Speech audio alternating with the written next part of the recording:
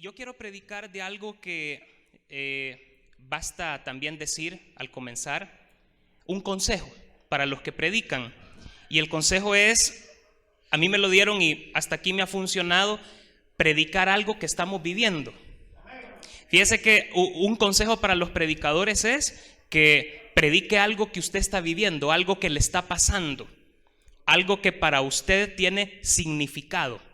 Porque si yo predico algo que estoy viviendo, entonces yo le voy a imprimir a la predicación una autoridad diferente, un sabor diferente.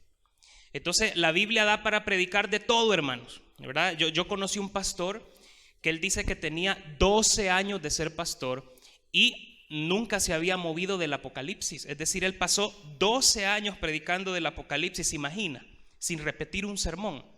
Entonces en la Biblia nosotros tenemos para predicar, es un mar de temas ahí inagotable, pero prediquemos lo que nos está pasando a nosotros y entonces le vamos a poder inyectar al sermón una autoridad diferente. Así que yo, hermanos, quiero predicar hoy bajo el título En Él somos fuertes. Diga conmigo, en Él somos fuertes. Diga conmigo, cuando soy débil, entonces soy fuerte. ¿Recuerda usted quién dijo esas palabras? El apóstol Pablo lo dijo. Precisamente lo dijo cuando él hablaba de un aguijón en su carne. Muchos han dicho, y lo más probable es, que ese aguijón en la carne sea una enfermedad, que Dios no lo había curado, a pesar que él había orado mucho. Y entonces ese aguijón en la carne lo tenía ahí todavía. Hoy vamos a hablar de eso. Entonces, hermanos, quiero predicar y dirigir el sermón sobre todo a aquellos que nos hemos sentido o nos estamos sintiendo insuficientes ante un desafío. Cuando un desafío es muy grande, hermanos, y nosotros nos estamos preguntando cómo vamos a hacer, y será que yo voy a poder solucionar esta situación. Y cuando nosotros vemos ese desafío y nos sentimos insuficientes, lo que significa que excede mis capacidades, excede mi inteligencia, excede mi habilidad. Entonces, hermanos, a ustedes y a todos los demás, por supuesto, les quiero dedicar estas palabras, porque no está mal sentirse insuficiente. Lo que está mal es sentirse autosuficiente todo el tiempo y que yo lo puedo hacer todo y no necesito de nadie. Pero, hermanos, vamos a ver en las palabras del apóstol Pablo qué significa sentirse insuficiente. Amén, hermanos, están acá conmigo. Y entonces usted sabe, hermano, que esta semana el mundo celebra la pasión, muerte y resurrección de Jesús. Y aunque no nos podemos poner exquisitos con las fechas, porque sabemos que las fechas no son exactas las que maneja la Iglesia Católica y la cristiandad, por tanto, nosotros conmemoramos qué significa para nosotros ese sacrificio de Jesús, qué significa su pasión. Y entonces, hermanos, todo seguidor de Jesús tiene que tomar la cruz. Y esa cruz llega un momento que nos hace sentir insuficientes. Esa cruz, hermanos, puede presentarse en diferentes formas. Y siempre es un sacrificio que el que sigue a Jesús tiene que dar. Y entonces, hermanos, al momento de tomar la cruz, a veces necesitamos a un José de Arimatea que aparezca ahí y nos ayude a llevar la cruz. Y eso puede ser una metáfora de los hermanos que nos ayudan a llevar las cargas. Pues la palabra dice que llevemos las cargas los unos de los otros. ¿Amén?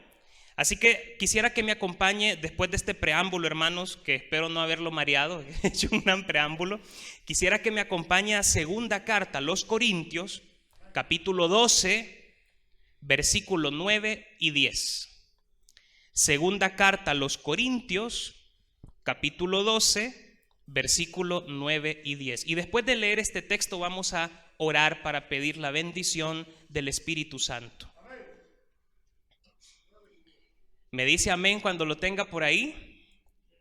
Perfecto. Segunda de Corintios 12, 9 y 10. Dice así la palabra del Señor. Y me ha dicho, bástate mi gracia, porque mi poder se perfecciona en la debilidad. Por tanto, de buena gana me gloriaré más bien en mis debilidades, para que repose sobre mí el poder de Cristo. Por lo cual, por amor a Cristo, me gozo en las debilidades, en afrentas, en necesidades, en persecuciones, en angustias, porque cuando soy débil, entonces soy fuerte. Bendito Señor, gracias porque tu Espíritu, sin lugar a dudas, camina con nosotros, está con nosotros. Queremos pedirte, Señor, una doble porción de ese maravilloso Espíritu. La necesitamos. Necesitamos que renueves nuestras fuerzas. Necesitamos que renueves nuestros motivos. Necesitamos que renueves nuestra mente. Y necesitamos que renueves, Señor, nuestras estrategias. Bendito Dios, que tu Espíritu nos refresque en esta noche a través de tu palabra. En Cristo Jesús lo pedimos. Y el pueblo del Señor dice: amén. Fíjese, hermanos, que esto que hemos leído acá forma parte de una sección más amplia en el capítulo 12, donde Pablo está hablando de varios temas.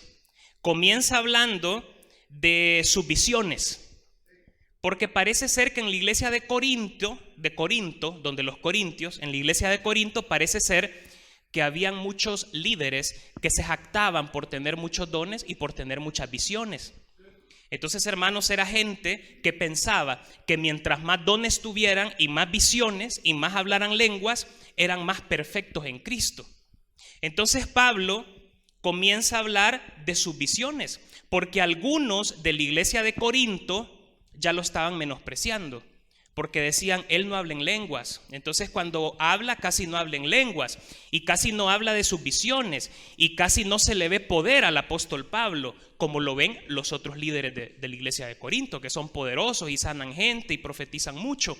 Entonces el apóstol Pablo por eso les tiene que decir en un momento: yo hablo más lenguas que todos vosotros, les dice, pero en la iglesia prefiero hablar una palabra en lengua que me entiendan todos a 10,000 palabras en lengua angelical. Pero no significa que él era débil. De hecho, él comienza a hablar de sus visiones. Y entonces dice su visión más grande, que fue ser llevado al tercer cielo. Y donde dice que vio cosas inefables, que oyó cosas que no ha oído nunca nadie jamás. Entonces, hermanos, ¿cuál era la magnitud de esa visión? No lo sabemos, porque el apóstol Pablo nunca escribió sobre ello.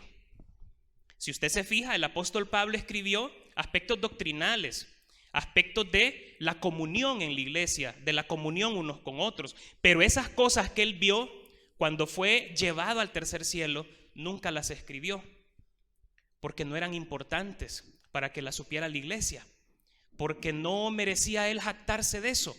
Y si hubiera sido importante para su salvación y la mía, ahí estuvieran en el texto, pero no están. Y no están porque era una experiencia subjetiva del apóstol Pablo. Era una experiencia de él. Fue grandiosa. Dios le mostró revelaciones estupendas, pero no era importante saberla para usted y para mí porque no está en el texto. ¿Me entiende ese punto? Y entonces, hablando de esa visión que él tuvo, comienza a hablar de algunas cosas curiosas y menciona que él tiene un aguijón en la carne. Y entonces, hermano, el aguijón es una metáfora que se refiere a una angustia o a un malestar en la vida. Es un aguijón. Hermanos, ¿a quién aquí lo ha picado ya un escorpión? ¿A usted sí? ¿Cómo se siente la picadura de un escorpión, hermanos? Bueno, parece ser que los que hay acá tienen ponzoña, pero hay unos que son negros. No sé si los ha visto, unos escorpiones egipcios que son negros, y el aguijón es una cosa así. Entonces yo me imagino que allá la gente en Medio Oriente, cuando la pica uno de esas cosas, se escapan a morir, ¿verdad? Entonces el aguijón, recuerdo algo chistoso que mi abuela una vez, por matar un escorpión, andaba en ginas. No se le ocurra patear un escorpión en ginas, porque viene la cola, entonces le hace así. Entonces ella le puso la gina encima, lo aplastó, y él le hizo así con la cola y le picó el pie. Entonces no hay que andar matando escorpiones si usted anda de gina, ¿verdad? Tiene que andar con zapatos porque la cola le puede picar. Entonces, pero mire, hermano, aquí el punto es el siguiente. Es interesante cuando él dice que este aguijón no es una prueba del Señor. Hay que leer bien acá para entender este enigma. Porque cuando él dice que tiene un aguijón en la carne, no dice que sea una prueba del Señor. Las pruebas, según la Biblia, son para desarrollar, ¿qué cosa? Comienza con P. Paciencia, son para desarrollar paciencia. Las pruebas son para desarrollar paciencia. Pero este aguijón en Pablo no lo ha dado el Señor. Dice que es un mensajero de Satanás. Y el griego original dice ágelos, es decir, es un ángel de Satanás, este aguijón. Lo curioso es que aunque venga de Satanás, el aguijón que Pablo tiene, a pesar que él ha orado muchas veces, él dice que ha orado 3 veces. 3 veces he orado, pero ese 3 veces es una expresión hebrea que significa he pasado orando. Es como cuando usted dice he pasado solo orando. Entonces es una expresión cuando ellos dicen 3 veces, significa que han sido muchas veces. Así que el apóstol Pablo ha orado muchas veces para que ese ángel de Satanás sea quitado, pero lo curioso es que la respuesta que recibe del Señor es negativa. Dios no le dice que le va a quitar ese mensajero del diablo. Dios le dice, bástate mi gracia. Bástate mi gracia. Y da a entender el apóstol Pablo que a pesar que él está orando para que le quite ese aguijón, Dios no se lo ha quitado. Dios lo ha dejado ahí con un propósito. Y eso es lo que resulta tan curioso en este pasaje y en la vida del apóstol Pablo. Y resulta curioso que alguien que es usado por Dios para sanar multitudes y para resucitar a los muertos, como lo hizo Pablo. Si usted se acuerda, Pablo una vez predicó demasiado y un joven se durmió y se cayó y se murió. Entonces él viene y lo resucita, pero cualquiera diría, médico, cúrate a ti mismo. Y si Pablo ha sido una persona tan usada por Dios para hacer prodigios, lo mordió una serpiente y no le pasó nada, ¿por qué no se le ha quitado este aguijón en la carne? ¿Por qué Dios no lo ha sanado a él? Si ha sido él el instrumento para sanar a tantos. Entonces, hermanos, muchas cosas en este texto son curiosas. Es curioso cuando él dice, por lo cual me gozo en mis debilidades, afrentas, necesidades, persecuciones. Y hermanos, yo me preguntaría, ¿cómo es posible que alguien pueda decir, me gozo en mis debilidades, afrentas, necesidades, persecuciones, angustias? ¿Verdad que es un poco descabellada la expresión? ¿Qué tal si aquí en la iglesia usted le pregunta al hermano, hermano, ¿cómo está? Viera, bien bendecido con un montón de angustias. ¿Verdad que no diríamos así? ¿Cómo está? Aquí contento, hermano, porque tengo persecuciones. Entonces es algo descabellado, ¿verdad? Decir esto. Pero todo en este texto resulta muy curioso. Ahora, hermanos, vamos a profundizar un poquito en algunos aspectos. Este aguijón en la carne, algunos opinan que se trataba de una enfermedad crónica que el apóstol Pablo tenía, ¿verdad? Y algunos se han aventurado a decir que quizás era una enfermedad de los ojos. Quizás vamos a poner un poco más de contexto para comprenderlo. Y creo que uno de los textos que ayuda a dar luz es Gálatas capítulo 4. Voy a pedirles que lo busquemos. Sin perder 2 de Corintios, póngale por ahí una pita que traen la Biblia, ¿verdad? O su separador. Y nos movemos a Gálatas 4, 13 al 15. Entonces, creo que acá nos puede dar una pista de cuál era ese aguijón que Pablo tenía en la carne. Amén, amén. Entonces Gálatas dice así: pues vosotros sabéis que a causa de una enfermedad del cuerpo os anuncié el evangelio al principio, y no me despreciasteis ni desechasteis por la prueba que tenía en mi cuerpo. Antes bien me recibisteis como a un ángel de Dios, como a Cristo Jesús. ¿Dónde pues está esa satisfacción que experimentabais?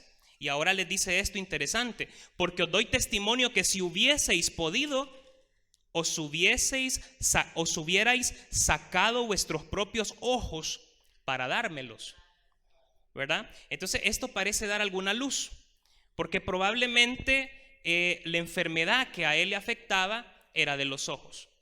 O no sabemos si hubieran sacado los ojos para dármelos a mí, Probablemente también era una expresión, como quien dice, ustedes se quitaron el bocado de la boca para dármelo a mí. Probablemente. Pero Tertuliano, del siglo I y II, que era uno de los padres de la iglesia sumamente antiguos, que conoció a alguno de los apóstoles, Tertuliano dice que el aguijón en la carne eran unos dolores de cabeza que a Pablo le daban, que le afectaba el oído y le afectaba la vista. Ahora, no podemos hacer doctrina de esto porque no tenemos esa información en el texto. No nos dice aquí qué era. Pero estas luces nos dan a entender que sí fue una persona que, así como usted y yo, se enfermaba. De hecho, hermanos, el primer viaje que Pablo hace, y esto si nosotros somos cuidadosos al leer los hechos y lo vemos con uno de esos mapitas que vienen en las Biblias, nos vamos a dar cuenta que desde el primer viaje su destino era Roma. Pablo quería llevar el evangelio a Roma. Significa que algunos de sus destinos no eran planificados. Por ejemplo, Pablo no planificó predicar en Galacia. Pablo no planificó predicarle a los griegos, porque Pablo, su objetivo principal era llegar a la capital, que era Roma. Entonces él sentía la imperiosa necesidad de que el evangelio fuera llevado al corazón del imperio, para que de ahí entonces la gente, los comerciantes y los navegantes lo llevaran a todas partes del mundo.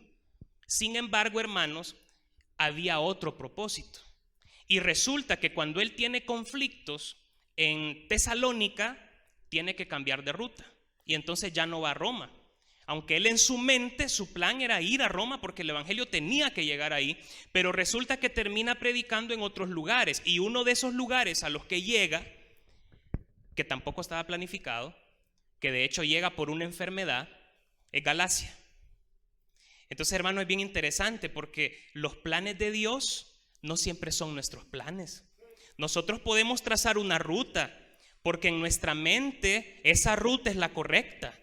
Nosotros podemos planificar un proyecto porque en nuestra mente ese proyecto es lo correcto y ese proyecto va a ser de bendición y esa empresa va a dar mucha bendición a la gente, pero los planes de Dios no siempre son nuestros planes.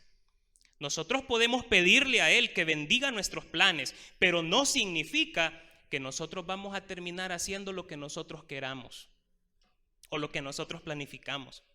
Muchas veces nos va a tocar tomar rutas alternas. Y quiero decirle, hermanos, que el Espíritu Santo tiene el control. Y cuando usted tenga que tomar una ruta alterna porque lo que estaba planificando no le funcionó, sepa que ese es Dios. No piense usted, hermano, de que ha fracasado.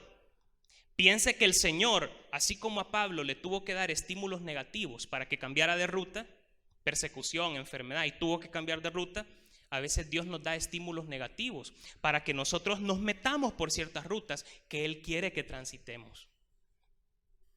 ¿Será fácil hacer la voluntad de Él? Eso es tomar la cruz. Pero hermano, Él tiene el control. Dígale al que está a la par, por favor, Él tiene el control. Dígale, Él lleva el camino, Él lleva el itinerario, Él es el jefe del viaje. Amén, amén, hermanos, eso es así. Y resulta, hermanos, que Pablo no fue a parar a Roma, sino hasta mucho tiempo después. Pero cuando él llega se da cuenta que ya el evangelio lo habían llevado a Roma. Interesante que no se necesitó de Pablo para que el evangelio fuera llevado a la capital del Imperio Romano. Él necesitaba estar ahí porque él decía, tiene que llegar el evangelio. El evangelio llegó sin Pablo. Pablo escribe una carta a los romanos, que es una iglesia que no ha fundado él. Entonces es interesante porque al final, hermanos, nosotros tenemos que tomar las rutas que el Señor nos pone, desviarnos cuando nos dice que nos desviemos del camino, y siempre su voluntad se va a hacer. Y eso es bien interesante. Pablo se topa con una comunidad fuerte en Roma sin necesidad que él haya llegado ahí. Pero bueno, hermanos, el tema es sobre este aguijón del que Pablo habla y sobre todo las palabras preciosas que Dios le da. Fíjense, hermanos, que es irónico que cuando Dios dice no, lo dice de una forma bien bella. No todas las oraciones que nosotros hacemos tienen un sí por respuesta. Aunque sabemos, hermanos, que dice el texto, es cierto, en Él las promesas son sí y amén. Pero en la Biblia nosotros encontramos muchas oraciones cuya respuesta es un no. Así que, hermanos, hay muchas peticiones que nosotros podemos hacer a Dios que van a tener por respuesta un no. Pero este no es bien bonito, porque Él no le dice no a secas, sino que le dice: bástate mi gracia, porque mi poder se perfecciona en la debilidad. Hermanos, le está diciendo que no, pero le está diciendo: bástate mi gracia. Y si nosotros, hermanos, desarrollamos ese discernimiento espiritual para saber cuando Dios dice no, sepamos que al mismo tiempo su gracia es suficiente. Puede ser que hay una petición que yo tengo ahí que quema mi corazón y que yo la he hecho al Señor y hasta este momento no ha sido contestada, pero la buena noticia es que su gracia me es suficiente. Hermano, y mientras Dios no conteste cualquier petición que usted pueda tener, yo sería un falso profeta si yo le digo: ya le va a contestar el Señor. O si yo le digo: dice el Señor que le va a contestar que sí. Yo no soy Dios y probablemente me esté equivocando si yo le digo así. Pero sepa, hermanos, que si hay alguna oración, alguna petición, alguna súplica que hasta el momento el Señor ha dicho no, su gracia le sostiene. Su gracia es suficiente. Usted tiene la gracia del Señor. Y ese desafío que está enfrente, que Dios todavía no lo ha quitado, sepa que su gracia le sostiene a usted. En su momento el Señor lo va a quitar. Como dicen, no hay mal que dure 100 años. Pero mientras no lo haga, su gracia le sostiene. Su gracia nos sostiene. Su gracia nos tiene hasta aquí, hermanos, vivos. Hasta aquí la gracia de Él nos ha sacado adelante. Y lo seguirá haciendo, aunque el desafío esté enfrente. Aunque yo me sienta insuficiente, su gracia me sostiene. Hermanos, entonces hay algunos aspectos que yo quisiera destacar aquí. Y el primero es cuando nos creemos autosuficientes. Ese es el primer aspecto. Fíjense, hermanos, que nosotros, autosuficientes significa que somos capaces de satisfacer nuestras propias necesidades. Y hermanos, nosotros, y esto que voy a decir está bien, no es que esté mal, nosotros hemos aprendido a confiar en nuestra inteligencia, en nuestra astucia, en nuestras habilidades, en nuestros dones, en nuestros talentos que nos hacen únicos. Y eso no está mal. Nosotros hemos aprendido, hermanos, que hemos logrado salir airosos de algunos desafíos porque somos inteligentes. Yo en lo personal, y en esto no me quiero vanagloriar, yo me siento una persona inteligente. Estaría mal si yo me siento tonto, ¿verdad? Pero yo me siento una persona inteligente. Pero hay momentos, hermanos, en los cuales la inteligencia no nos ayuda. Excede las capacidades intelectuales que podamos tener, excede las habilidades que podamos desarrollar, excede los dones que yo pueda tener, excede mis recursos, excede mis contactos. Es decir, hay desafíos frente a nosotros que verdaderamente nos exceden. Y es ahí cuando es cierto que somos inteligentes, es cierto que somos astutos, pero qué fea es la sensación de sentirse superado por un problema. ¿Sí o no, hermanos? Qué feo es sentir que ya la inteligencia no me funciona y ya los recursos no me alcanzan y los contactos que tengo no me sirven y por tanto no tengo salida. Ahora, cuando nosotros estamos frente a un desafío, se activan todos nuestros sistemas de defensa, se activa nuestra astucia para buscar soluciones. Pero hermano, ¿ya ha sentido usted la sensación de no poder franquear un desafío? De que el desafío es muy grande y haga lo que haga, no lo puedo superar. Es aquí, en ese momento, cuando nos damos cuenta que no somos autosuficientes. Es decir, que si creíamos que éramos capaces de satisfacer nuestras necesidades por nosotros mismos, aquí entonces nos damos cuenta que no somos capaces de satisfacer nuestras necesidades por nosotros mismos. Y por tanto, hermanos, alguno pudiera decir, ¿será pecado la autosuficiencia? Probablemente es pecado cuando se nos olvida que depender de Dios es la clave. Y cuando sacamos a Dios de la ecuación, es que, hermanos, depender de Él es la clave. Y cuando estamos en esta situación de sentirnos insuficientes, solo nos queda depender de Él. Ya sabemos entonces, hermanos, que no hay otra salida.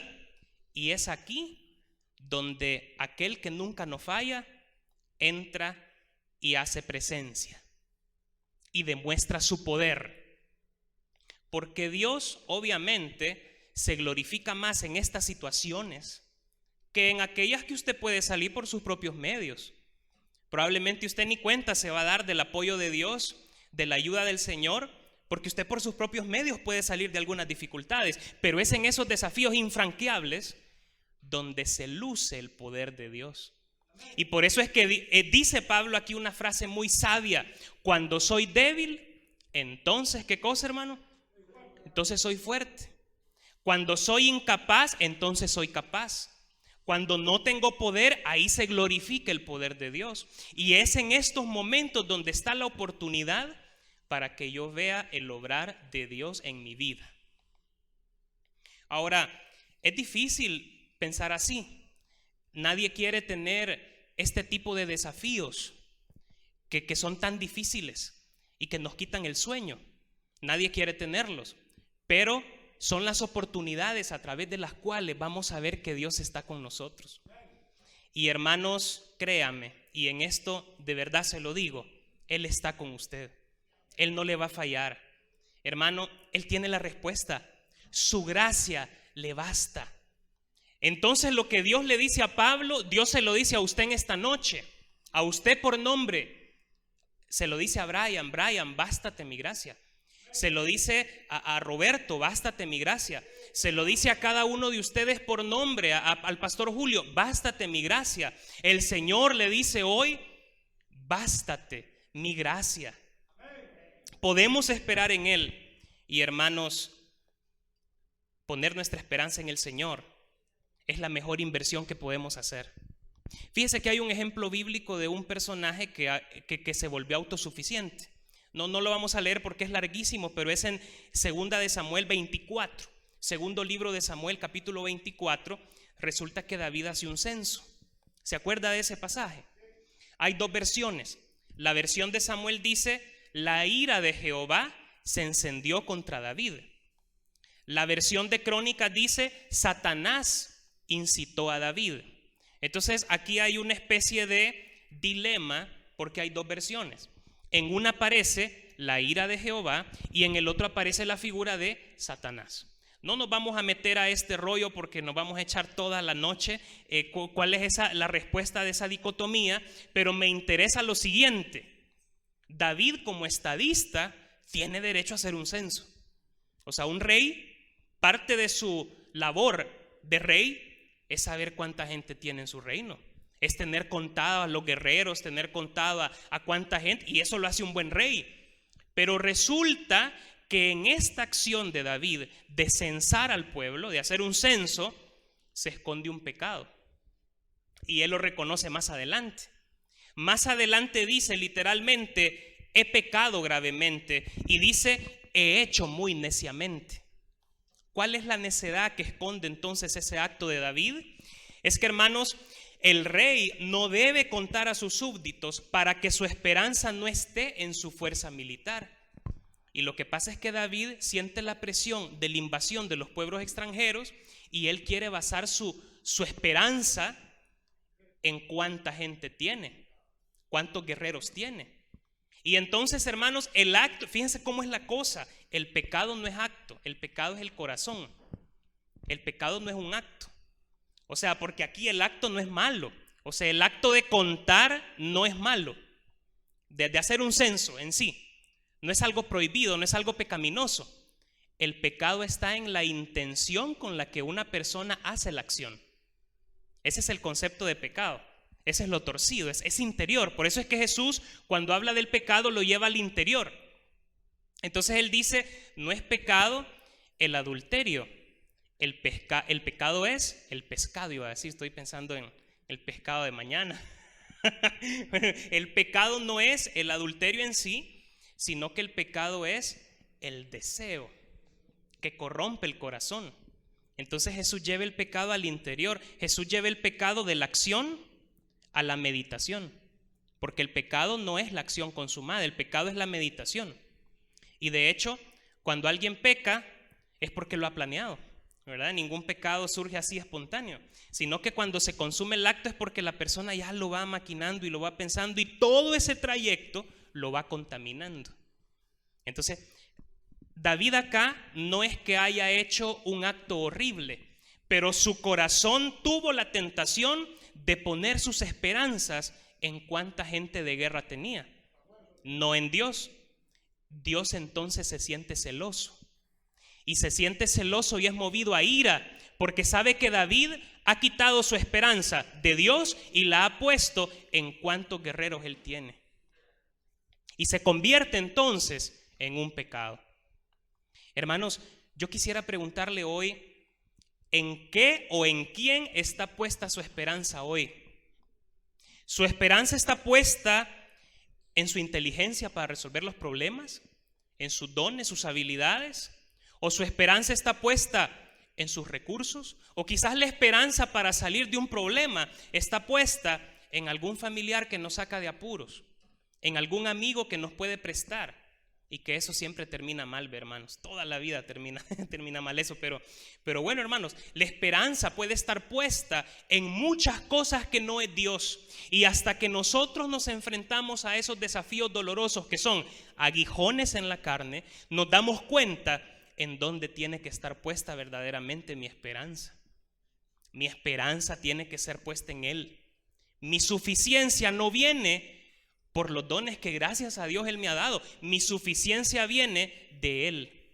Y es hasta que yo me siento insuficiente cuando puedo ver cómo Él se glorifica en mi vida. Hermanos, la vida cristiana es una vida de enfrentar mucho desafío, mucho sufrimiento, mucho dolor. Sin embargo, el proceso es hermoso porque también experimentamos grandes alegrías.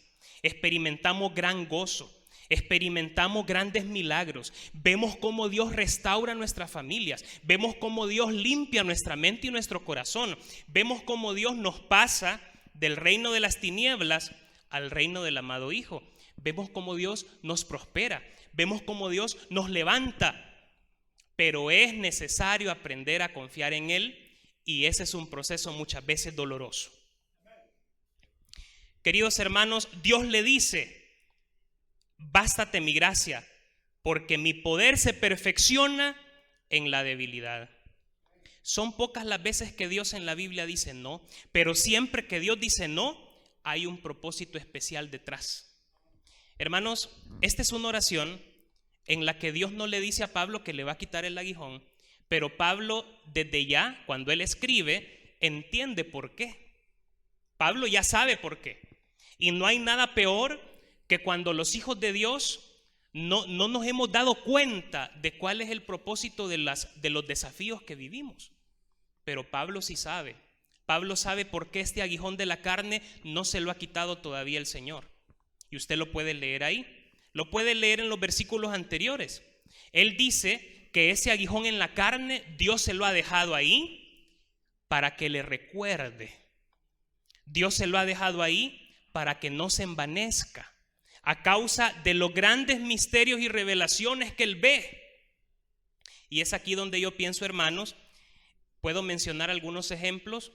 Yo pienso en estos grandes evangelistas que Dios los usa para sanidades sorprendentes, pero ellos tienen alguna enfermedad que no se les quita.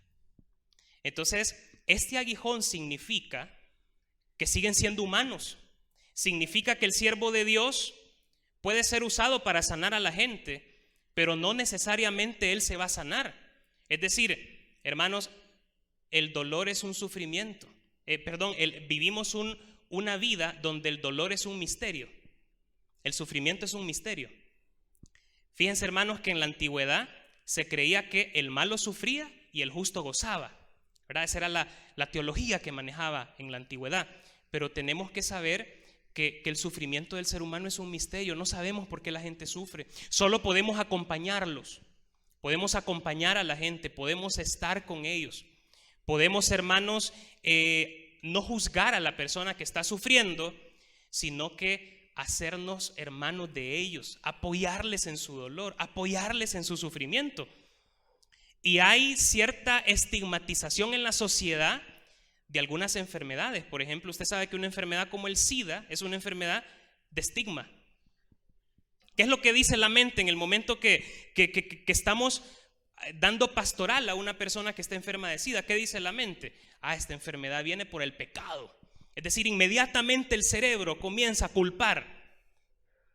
Y es bien peligroso cuando una persona está sufriendo algún proceso y nuestra mente comienza a culparlo. Nuestro corazón humano comienza a culparlo. En vez de acompañarle, en vez de levantarle, en vez de demostrarle que estamos ahí para esa persona, lo que hace nuestra mente o nuestra carnalidad es comenzar a juzgar, ¿verdad? Pero aquí, hermanos, tenemos que saber que cuando Dios dice no, siempre hay algún propósito detrás. En este caso, el aguijón no se le quita a Pablo. Y el propósito que dice ahí, que Pablo ha entendido para sí mismo, es que es para que no se envanezca por esas grandes visiones que él tiene. Hermanos, es interesante cuando sintamos que nuestras oraciones no son contestadas, que nosotros busquemos el rostro de Dios, no para doblarle el brazo y que haga lo que nosotros queremos que haga, sino para que nos enseñe por qué nos está diciendo que no. Hermanos, es precioso cuando podemos buscar a Dios para preguntarle por qué Él está permitiendo que en nuestra vida estemos atravesando por algún aguijón, por un valle de sombra y de muerte. Muchas veces nuestra oración es sácame de aquí, ¿verdad? La oración de nosotros es Señor, sácame de aquí.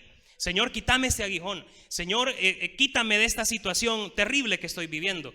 Pero la oración tendría que ser también enséñame por qué. ¿Qué me quieres enseñar? ¿Qué quieres desarrollar en mí acá? ¿Qué quieres que yo aprenda de ti? Porque, hermanos, tenemos un largo recorrido para conocer el corazón de Dios. Dios no es como nosotros. Y en la medida que nosotros atravesamos esos valles de sombra y de muerte, es donde nosotros podemos conocer cómo es el corazón de Él. Por eso es que Job, siendo una persona justa, culta, próspero, hasta que pasa por el valle de sombra y de muerte, dice de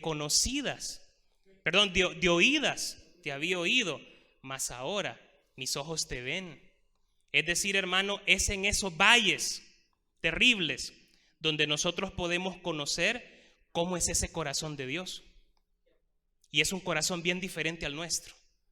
Jesús dice, si ustedes siendo malos le dan buenas cosas a sus hijos, y de hecho él ocupa una metáfora y dice, un papá no le va a pedir a su hijo un pan y le va a dar un escorpión, ¿verdad? Él está usando una metáfora ahí.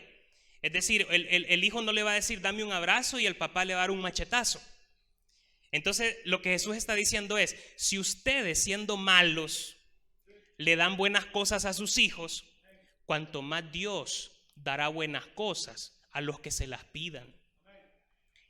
Y hermanos, el mensaje que Dios quiere dejar clavado en su corazón en esta noche, que ya nos estamos acercando al final casi, es que su gracia le sostiene.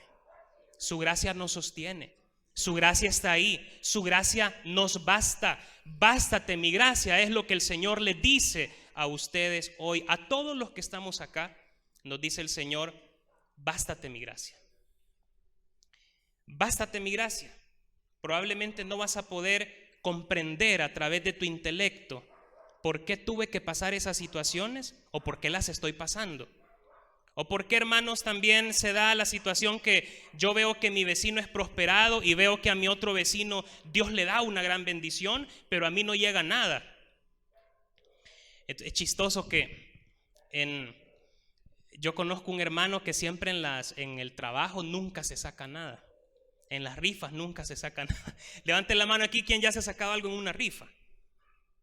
Amén, hermanos, pero hay mucha gente que no se saca nada. Y este hermano dice, pero es un chiste, dice, ¿cómo es que dice? 1000 caerán a tu diestra, 100,000 más a ti no llegará, dice. Pero él lo que está diciendo es que a él nunca le va a caer la suerte, ¿verdad? Y dicho y hecho, a él nunca le cae, nunca se saca pero ni un vaso.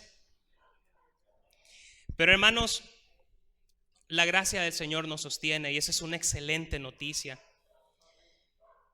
Fíjese, hermano, el otro aspecto que quiero destacar es cuando dice Pablo esta frase: cuando soy débil, entonces soy fuerte. Y resulta, hermanos, que el poder de Dios obra a nuestro favor. Piense hoy, en esta noche, en los milagros que usted ha visto. Yo sé que usted ha visto milagros, yo sé que usted ha experimentado la contestación de Dios. Usted ha experimentado cuando Dios contesta y le ha hecho sentir escuchado, porque uno, cuando Dios le contesta, se siente tan especial. Uno sabe, no es yo hablando con un Dios irreal o con mi imaginación, sino que es que la mente es tan terrible, ¿verdad, hermanos? Yo no sé si usted, pero de repente hasta dudamos de la existencia de Dios, porque la mente humana así es bien terrible. Pero cuando nosotros oramos y somos escuchados y Dios contesta, uno siente una cosa tan especial. Uno sabe, existe Él, y no solamente existe, me ama, y no solamente me ama, me escucha y me contesta. Es una cosa tan especial. Piense por un momento, hermano, todas las cosas que Dios hasta aquí ha hecho. Piense cuando Él le contesta. Piense en esas obras que usted ha visto de Él. Y sabe que una clave en el Antiguo Testamento es la memoria. Nosotros somos pueblos sin memoria. Sabe que los latinoamericanos, pero sobre todo los que vivimos este paisito, ¿verdad?, en El Salvador, somos pueblos que no tenemos memoria, porque los pueblos semíticos de donde viene Jesús son pueblos que cultivan la memoria. Se le enseñan la historia a los niños desde que están chiquitos y la aprenden de memoria y la recitan de memoria. Mas nosotros, hermanos, le dicen quién fue el general Martínez y dice un futbolista, ¿verdad? Y quién fue la Prudencia Ayala y dice alguna modelo, ¿verdad? Es decir, en nuestra historia adolecemos de desconocerla mucho. Que dicho sea de paso, hay que leer la historia, ¿verdad? Y descubrí cosas bien interesantes en la historia de nuestro país. Pero hermanos, la memoria es la clave para mantener viva la fe. Se lo digo nuevamente porque esta es la clave que conoce el hebreo. La memoria es la clave para mantener viva la fe. Por eso es que el hebreo repite constantemente todas las cosas, los prodigios, las maravillas que ha visto de Dios, las obras de Dios, porque en la medida que nuestra mente es fresca y retiene las obras que hemos visto de Dios, nuestra fe se mantiene viva. Entonces, para que la fe se alimente, yo tengo que estar recordando todo lo que Dios ya hizo en mi vida. Y ha hecho muchas cosas, ¿o no, hermanos? ¿Quién ha visto aquí las obras de Dios ya? ¿Será que son desconocidas para alguno que ha dicho yo nunca las he visto, me han contado, pero no las he visto? Creería yo que no, creería que cada uno de nosotros, cada hermano que está aquí sentado, desde la hermana Patti hasta donde está ya Salvador, que está atrás manejando el sonido y todo esto, todos somos un testimonio viviente del poder de Dios y somos un testimonio de que Dios contesta en la angustia.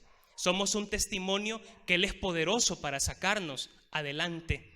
Y somos un testimonio de lo que Dios le dice a Pablo: bástate mi gracia.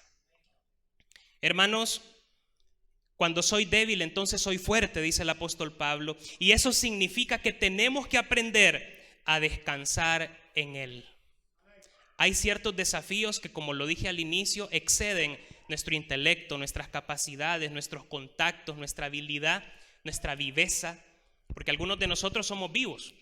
Y usted tiene que saber que esa sagacidad, algunos la tienen más desarrollada que otros. O sea, hasta hay una frase que dice la gente, ¿verdad? Cuando ellos van, yo ya vengo, ¿verdad? Esa frase. Y alguna gente es muy ágil para pensar. Hay gente que tiene una mente ágil y que cuando se presenta un desafío rapidito ven cómo salen. Gente astuta, ¿verdad? Que no necesita pensar mucho o detenerse mucho pensando, porque el cerebro es tan ágil que cuando esté el problema ya tienen la respuesta. Pero hermanos, como lo dije al inicio, habrán desafíos que van a exceder esa capacidad. Habrán desafíos que van a ser mayores que nosotros. No vamos a tener la respuesta para esos desafíos. Y es ahí donde nosotros vamos a aprender a descansar en el Señor. Y esto no significa que estamos huyendo de los problemas, sino que, como dice el Salmo 46:10, que yo se lo quiero dejar y quiero concluir con estas palabras. Salmo 46:10, que es también lo que el Señor les dice a ustedes hoy, a su corazón: estad quietos y conoced que yo soy Dios. Estad quietos y conoced que yo soy Dios. Y ese estar quieto no significa de que yo me estoy huyendo de un desafío o de un problema. Significa que yo he aprendido que cuando soy débil, soy fuerte, porque Él se glorifica cuando yo no puedo. Queridos hermanos, Él puede. Su gracia le sostiene. Vamos a darle gracias al Señor por esa verdad en nuestro corazón. Bendito Dios, queremos darte gracias, Señor, porque verdaderamente de ti viene nuestra suficiencia. De ti viene lo que no podemos hacer. En los momentos que ya superó mis capacidades un problema, un desafío, un vicio, un mal, una situación pesada, en el momento que supera todas mis capacidades, ahí apareces tú. Apareces tú con tu gracia que me sostiene. Apareces tú portando soluciones, pero también apareces tú fortaleciéndome para hacer frente. Señor, tú estás ahí, tu gracia nos ha sostenido.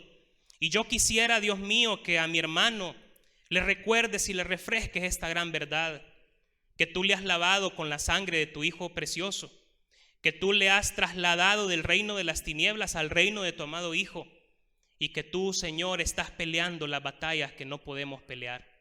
Tú estás peleando esas batallas por nosotros, Señor.